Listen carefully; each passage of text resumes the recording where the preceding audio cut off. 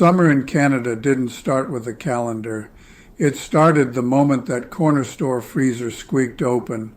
A cool wave of air drifted out, and for a second, your breath fogged the glass as you searched through the frost for your favorite bar. Inside were treasures wrapped in waxy paper. No bright packaging or loud slogans, just honest ice cream that made the whole street feel alive again. Every kid knew the Ravello bar.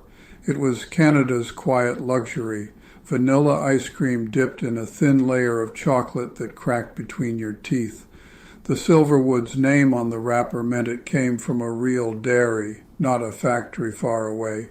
You'd eat it fast before it melted, standing on the curb with chocolate running down your wrist and the neighbor's dog always waiting for a drop.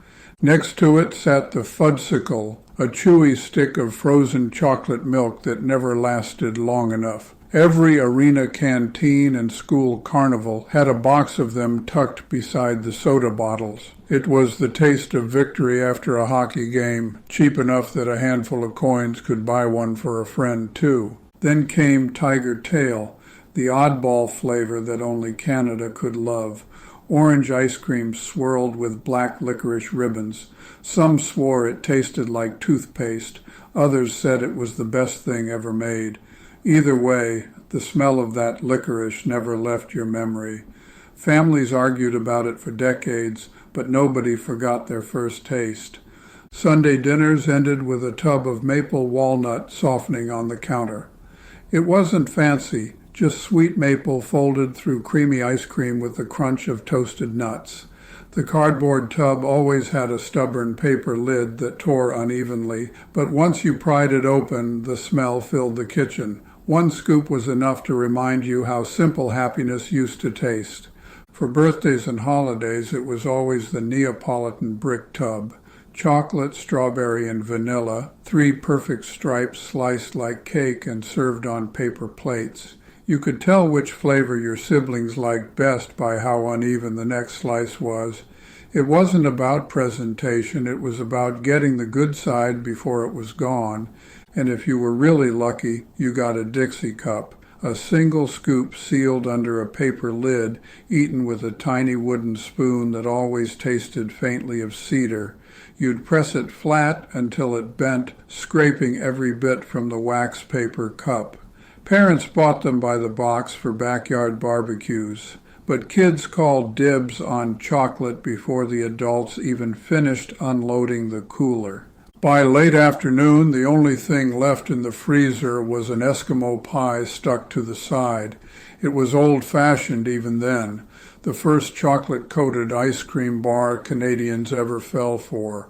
The wrapper peeled away in strips, and the ice cream inside was dense and cold. One bite reminded you why some things never needed changing. It wasn't just the flavor that made it special. It was the sound, the flick of the freezer lid, the jingle of coins on the counter, the low hum of a box fan in the next room. Each treat had a story, each wrapper carried a memory, and somewhere in the background a radio hummed soft country or early rock, reminding everyone that even in the smallest towns, ice cream could make the day feel big. By midsummer, every Canadian corner store freezer was a collage of half-empty boxes and fogged-up glass. The hum grew louder as it worked overtime against the heat. That was the sound of July. Kids leaned on the lid with sticky hands, counting their change and trying to decide if today was a chocolate day or a popsicle day. The drumstick cone always felt like the fancy option. It looked expensive even when it wasn't. A swirl of vanilla covered in chocolate and peanuts, and hidden deep in the bottom, a hard chocolate tip that every kid raced toward. You had to bite carefully so the shell wouldn't crack too early. By the time you reached that last bite, your hands were covered in peanut crumbs and happiness. Then there were the Popsicle Pete bars, a pure Canadian legend. The mascot with his sailor hat smiled from every wrapper. You'd lick the bar while carefully tearing off the small Pete points printed on the back. Save enough and you could mail them in for a toy, a badge, or if you really dreamed big, a transistor radio. Most of us never got the prizes, but we kept saving anyway. The collecting mattered more than the winning. If you wanted something that felt like fireworks in your mouth, the firecracker popsicle was the one. Red, white, and blue rockets stacked in 3 freezing layers that stained your tongue for hours. You'd show off your blue tongue to your friends like it was a medal. Every park, every pool, every neighborhood bike ride had one kid holding a firecracker stick. It wasn't just a popsicle. It was a sign that school was finally behind you. In the freezer beside them sat the Sealtest ice milk sandwiches. Lighter than real ice cream, cheaper too, but nobody cared. That soft chocolate wafer stuck to your fingers and left dark smudges that marked your summer uniform, t-shirts, shorts, and bare feet on the porch. Moms kept a box in the deep freeze for surprise guests or long afternoons when the house was too hot to bake. And just when you thought the freezer couldn't surprise you anymore, Nielsen brought out something that felt brand new. The Choco Chip ice cream sandwich. 2 chocolate chip cookies holding a thick slab of vanilla. Wrapped in gold foil, it felt like treasure. You'd unwrap it carefully, trying not to break the cookies before the first bite. It was the kind of treat you got on road trips or after the dentist when you'd been promised something special. For families who drove north on summer weekends, nothing beat a stop at Kawartha Dairy. Cottages, campfires, mosquitoes, every story from an Ontario summer had that place somewhere in it.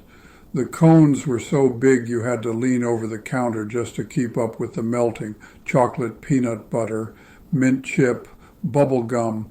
The flavors were bright, proud, and always gone too soon. Somewhere behind all that choice stood a small white tub from Chapman's, born in a converted creamery in Markdale, Ontario. Their brick tubs made ice cream feel like a family event again. Made with 100% Canadian milk, the label said, a quiet promise that the taste you grew up with wasn't going anywhere. Every freezer trip ended the same way. The door closed with a soft thud, your hands were cold, and you stepped back into the sun with that first lick already melting. Across every province, from gas stations in Manitoba to grocery stores in Nova Scotia, Canadians shared the same small joy, frozen sweetness on a hot day, eaten too fast and remembered forever. Those cones weren't just cold treats, they were the taste of freedom, of long days that felt endless until the school bell rang again. By August, summer slowed down, but the craving for ice cream never did. The heat pressed against every window pane, and the long evenings stretched lazily toward September. The corner store freezer still hummed, though the boxes were thinner now, just a few lonely wrappers left behind. Everyone knew that once school started, the world would get serious again. But for a few more weeks, there was still time for one last treat.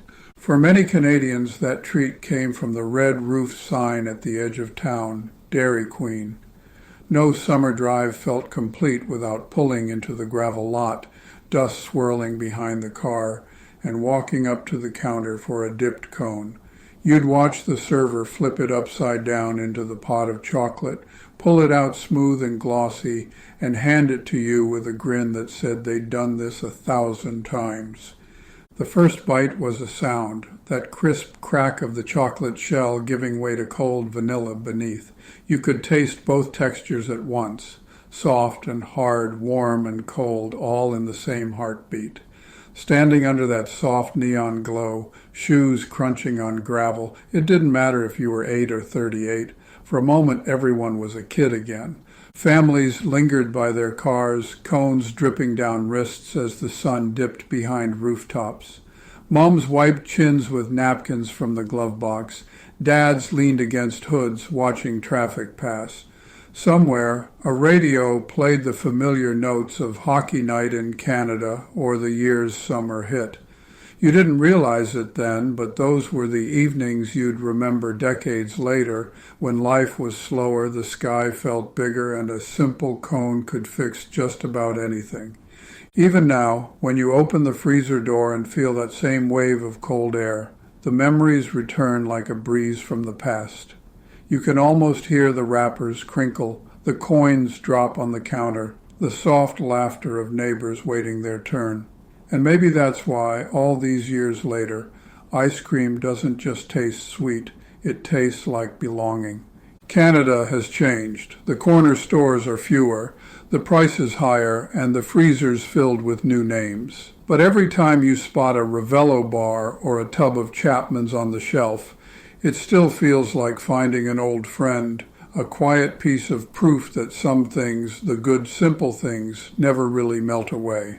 So here's to the taste of Canadian summers past, to the frost on the glass, the chocolate that cracked, and the cones that dripped faster than we could eat them, because somewhere deep down we all still know nothing ever cooled a Canadian day quite like ice cream did.